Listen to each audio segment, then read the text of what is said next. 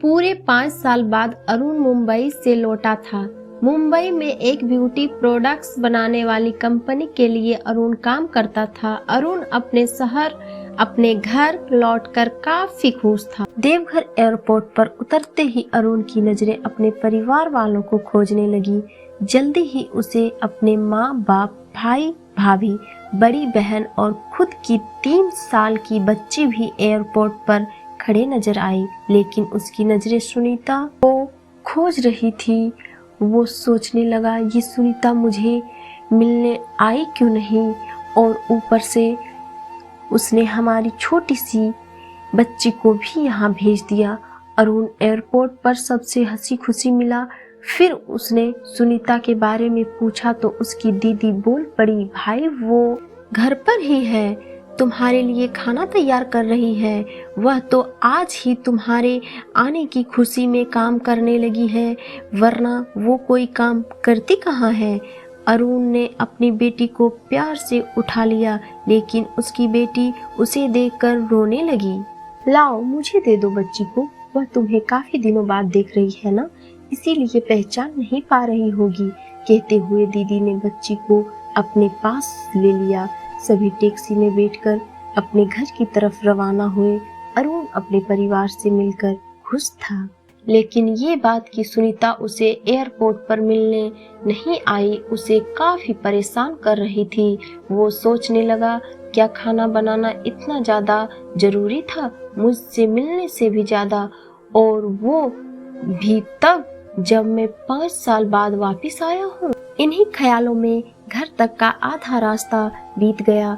अब उसकी बच्ची उसे देखकर रो नहीं रही थी, इसीलिए अरुण उसके साथ खेलने लगा। बाकी का आधा रास्ता भी खत्म हुआ और सब घर पहुंच गए। गाड़ी की आवाज सुन सुनीता बालकनी में आकर खड़ी हो गई और अरुण की तरफ देखने लगी। अरुण भी जैसे ही गाड़ी से उतरा, उसने पहले दरवाजे की तरफ और बाद में बालकनी की तरफ नजरें घुमाई, जैसे वह सुनीता को ही देखना चाहता हो।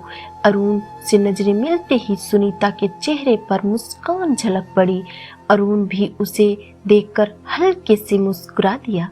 सभी घर के अंदर गए। सुनीता सबके लिए पानी लेकर आई और सभी को पानी देने के बाद फिर से किचन में चली गई चाय बनाने के लिए।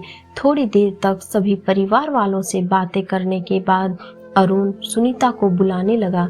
माँ ने उसे बीच में टोकते हुए कहा, रहने दो उसे, किचन में थोड़ा काम कर लेने दो, बाद में अपने आप आ जाएगी। तुम बैठो यहाँ मेरे पास, वैसे भी कहाँ ज्यादा काम करती है वह। अरुण यही बात दूसरी बार सुनीता के बारे में सुन रहा था।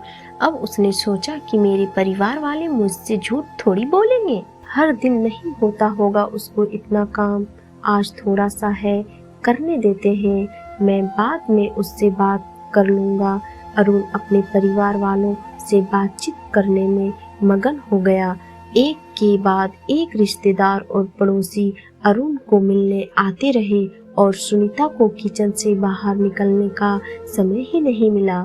सभी के लिए चाय बनाना, नाश्ता बनाना, यही करते करते शाम हो गई। शाम होते ही अकेली सुनीता इस बड़े से परिवार का खाना बनाने में जुड़ गई। 2 घंटे बाद सभी परिवार वाले खाना खाने के लिए डाइनिंग टेबल पर बैठे थे, सिवा सुनीता के। अरुण चाहता था कि सुनीता भी उसके साथ बैठकर खाना खाए, लेकिन फिर माँ ने कहा, अगर वह भी खाना खाने बैठ जाएगी तो सबको परोसेगा कौन। सभी के खाना खाने के बाद सुनीता ने अकेले खाना खाया। रात को सोने के वक्त अरुण और सुनीता अच्छे से मिल पाए। अरुण सुनीता के साथ काफी बात करना चाहता था, लेकिन वह उसके चेहरे पर थकान और नींद अच्छे से देख सकता, इसीलिए उसने सुनीता को परेशान न करने का फैसला किया और उसे सोने दिया। सुनीता सोने ही वाली थी कि छोटी बच्ची रोने लगी, तो सुनीता तुरंत उठकर उसे दूध पिलाने के लिए चली गई। अरुण कब सो गया उसे पता नहीं चला। जब सुबह बच्ची की रोने की आवाज आने लगे तो अरुण उठा और सुनीता को पुकारने लगा। जब सुनीता पास नहीं दिखी तो उसने बच्ची को चुप करा दिया और फिर से सुला दिया। अरुण बाद में सुनीता को देखने लगा तो सुनीता उसे फिर से किचन में मिली, जो सुबह सुबह ही जल्दी उठकर घर वालों के चाय नाश्ते की तैयारी में लग गई थी। अब अरुण सोचने लगा, माँ और दीदी तो कहती थी कि सुनीता ज्यादा काम नहीं करती है, लेकिन जो मैं देख रहा हूँ वो तो कुछ और ही है। अरुण अब सब समझ गया था, पर वो अपनी माँ को ऐसा नहीं बोल सकता था कि सुनीता से ज्यादा काम ना कराया करो। इसीलिए अब उसने खुद ही सुनीता की मदद करना शुरू कर दिया था। अरुण के हाथ बटाने से सुनीता को थोड़ा अच्छा लगने लगा था। पहले जहाँ उसका चेहरा थकान से उतरा रहता था, अब उस पर थोड़ी थोड़ी चमक आने लगी थी। अरुण ने कुछ दिनों में ही ये महसूस कर लिया था कि सुनीता अब वो सुनीता नहीं रही थी जिसे अरुण शादी करके लाया था। वो तो कोई और थी, जो तोते की तरह बोलती थी, और ये सुनीता तो बिल्कुल चुप है, गुमसुम है। ऐसा लगता है जैसे किसी के दबाव में हो, किसी डर की वजह से सहमी हुई हो। अरुण सुनीता को उसके काम में और ज्यादा मदद करने लगा। अरुण का ऐसा व्यवहार अब घर वालों को खटकने लगा। घर के सभी बड़ों और उसकी दीदी ने मिलकर के अरुण को समझाया, तुम अपनी बीवी की मदद करते हो, उससे हमें कोई एतराज नहीं है, लेकिन तुम्हें भी एक हद तक ही ऐसा करना चाहिए। जब तक कोई ऐसा करता ना देख रहा हो तब तक तो ठीक, लेकिन जब कोई तुम्हें बीवी के होते हुए बर्तन धोते देखे तो वो अच्छा थोड़े ही लगता है। और सोचो, आगे चलकर सुनीता को तुम्हारे हेल्प की आदत पड़ गई तो तुम्हारा अपना काम में ध्यान लगाना मुश्किल हो जाएगा। अरुण हमेशा से ही अपने परिवार वालों की बात मानता आया था। जिस तरह से सब ने अरुण को समझाया था, अरुण भी उसकी बातों में आ गया। अब अरुण सुनीता की मदद करने से कतराया था। कभी कभार वह बच्ची के लिए दूध गर्म कर लिया करता, उससे ज्यादा कुछ नहीं। घर वालों ने अरुण को मुंबई जाने से मना कर दिया और कहा कि यहीं पर कुछ काम कर लो। अरुण ने अब घर पर से ही ब्यूटी प्रोडक्ट्स ऑनलाइन बेचना शुरू कर दिया। उसका परिवार भी बढ़ गया।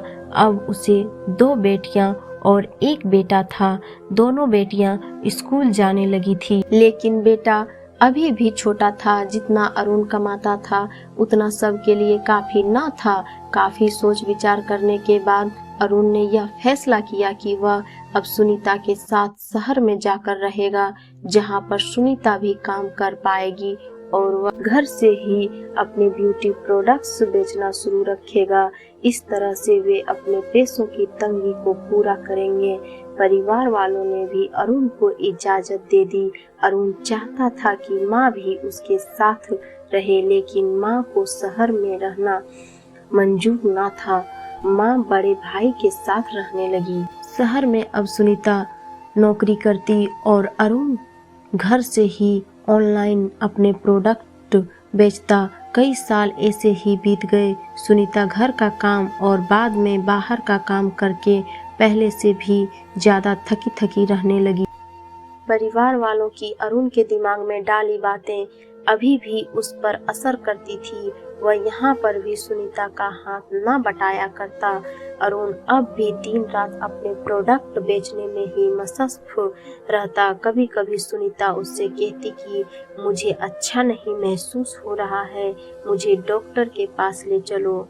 हाँ कह देता, लेकिन अपने काम में इतना खो जाता कि कभी उसको डॉक्टर के पास ले ही नहीं जाता। सुनीता तो बीमार थी, लेकिन एक बार अरुण बहुत ज्यादा बीमार हो गया। इतना बीमार हो गया कि उसे अस्पताल में भर्ती करवाना पड़ा। अस्पताल में अरुण के पास सिर्फ सुनीता थी और कोई नहीं। इतना बीमार होने के बाद भी उसके परिवार वाले सिर्फ उससे मिलकर वापस अपने घर चले गए थे। उसका सहारा बनने के लिए, उसकी तकलीफ बांटने के लिए कोई भी उसके साथ नहीं था। बिस्तर पर पड़े और शारीरिक तकलीफ से गुजर रहे अरुण को अपनों का ऐसा व्यवहार बहुत ही तकलीफ दे रहा था। फिर वह सोचता कि उसने भी तो सुनीता के साथ जिंदगी भर यही किया है। क्या वो सुनीता का जीवन साथी सिर्फ नाम का ही था? जब साथ देने की बारी आती थी तो उसने दूसरों के बहकावे में आकर उससे किनारा कर लिया था। यहाँ तक कि सुनीता के खुद अपने मुंह से कहने के बाद भी उसकी तकलीफ को वो नज़रअंदाज करता आया था। अरुण को अब अपना दर्द सुनीता के दर्द के आगे मामूली सा लगने लगा। उसके दर्द को ना बांटकर उसने बहुत बड़ा गुनाह किया हो, ऐसा उसे लगने लगा। पश्चाताप के आंसू अरुण की आंखों से बहने लगे। उसने अपनी सारी गलतियों और गुनाहों के लिए सुनीता से माफी मांगी। दोस्तों, जीवन साथी का मतलब होता है जीवन के हर उतार चढ़ाव में, जीवन के हर मोड़ में जो साथ दे। साथ होने में और साथ देने में उतना ही फर्क होता है जितना सिर्फ वादा करने में और सचमुच वादा निभाने में होता है। तो दोस्तों, यह थी हमारी आज की कहानी। आशा है आपको पसंद आई होगी। आपका क्या कहना है इस कहानी के बारे में कमेंट करके हमें जरूर बताएं।